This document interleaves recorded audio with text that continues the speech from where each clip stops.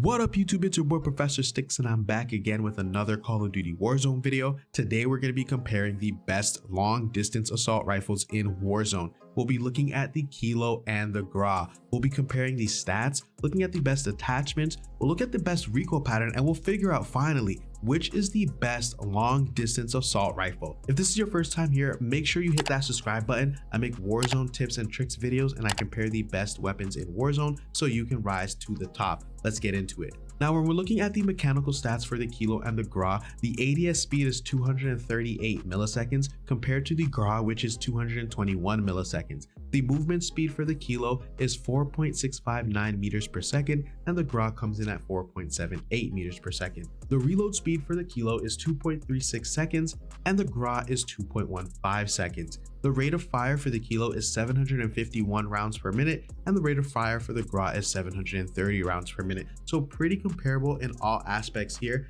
not a whole lot of difference. Now let's look at the damage profile because this is where you will see the difference between the Kilo and the GRAU. When we're looking at the Kilo, it does 42 damage to the head, same thing with the GRAU, so it's going to take 6 shots to kill an enemy opponent. When you're looking at the chest, it's 28 damage for both the Kilo and the GRAU, so it's going to take 9 shots to down a fully armored opponent. Now, this is the biggest difference between the Kilo and the GRAU. Since the recent nerf to the Kilo, there are 2 damage fall-offs for the Kilo. One at 30.5 meters and the other one comes in at 54.5 meters. The GRAU only has 1 damage fall off and that is 31 meters. Now, if we look at the damage profile at these distances, you're going to see that the GRAU is now above the Kilo. So when we're looking at the damage at 30.5 for the Kilo, it does 34 damage to the head and 23 damage to the chest, which means it's going to take 8 shots to kill an enemy opponent if you're hitting all headshots, or 11 shots to kill a fully armored opponent if you're hitting all chest shots.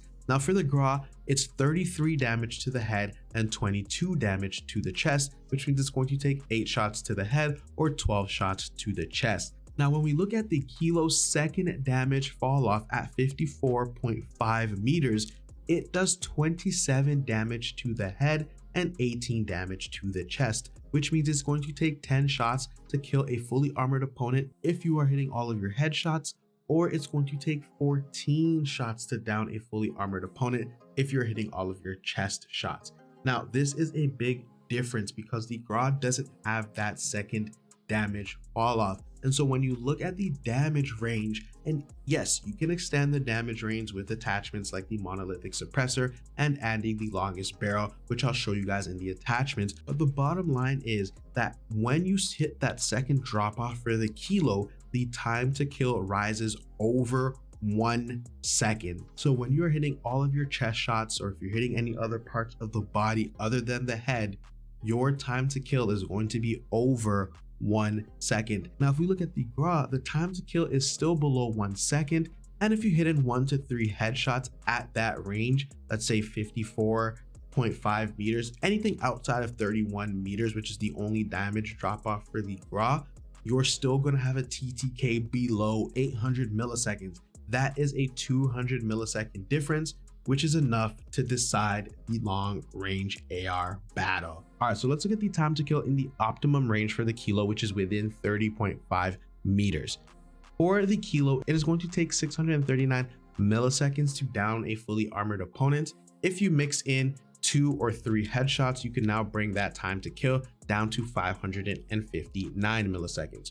For the GRAU, it's going to take 658 milliseconds to down a fully armored opponent if you hit all chest shots, and if you mix in 2 or 3 headshots, you can bring that time to kill down to 575 milliseconds. Let's talk about the situational use. Both of these ARs are excellent at medium to long range. However, when it comes to the best long range AR, as you saw, the GRAU is simply better outside of 55 meters. Now you can increase that damage range by up to 50%, but like I said in the damage profile, at the end of the day, the GRAU only has 1 damage drop off and the Kilo has 2 damage drop offs. So it now becomes up to you, which one do you prefer?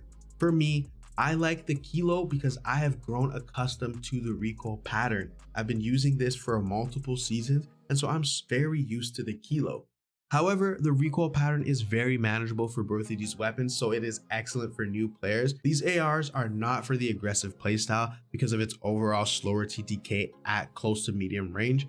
But if you want to play aggressive while maintaining a loadout that can do damage at range, then pair this with a Bullfrog, an MP5, or a MAC-10, so you have something that's dangerous at close to medium range. All right, guys, let's jump into the attachments. All right, guys, so here are the attachments for the GRAU. For the muzzle, monolithic suppressor. The barrels, the Tempest 26.4 inch Archangel, the laser, tac laser, Commando foregrip, and the 60 round mag. Now, somebody did suggest that I use the Nexus and then go ahead and put on a sight, since the iron sight is not as nice. So you can put the VLK. I tried this out. To be honest, not a big fan. I'm a really big fan of the iron sight. And so I'm good with just going with the Archangel and then having the tac laser to increase that ADS speed and that aim stability. So this is the build that you see me using in Warzone on the clips that you're looking at right now.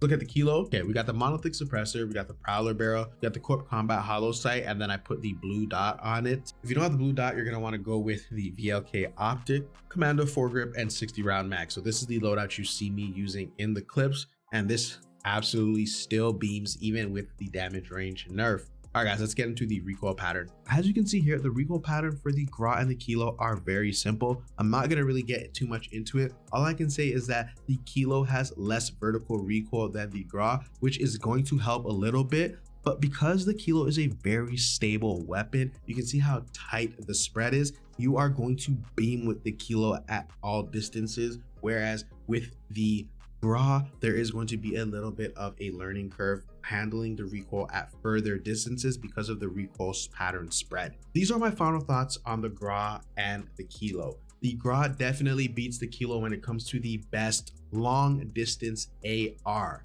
But if you don't care about TTK outside of those ranges, then stick with the Kilo because the recoil, in my opinion, is still much easier to handle. I've been using the GRAU recently. However, like I said, the Kilo is still my personal favorite. It was the meta for so long, I've really gotten used to it. But if you're looking for a shakeup and you want to go back to the old meta, which was the GRAU before it got nerfed, the GRAU wins at further distances. So because of that one less drop off than the Kilo. So at the end of the day, it's really about personal preference. Don't become a stat slave.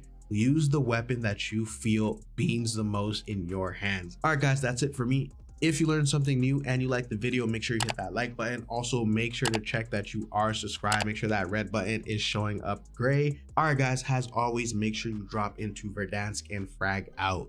Peace.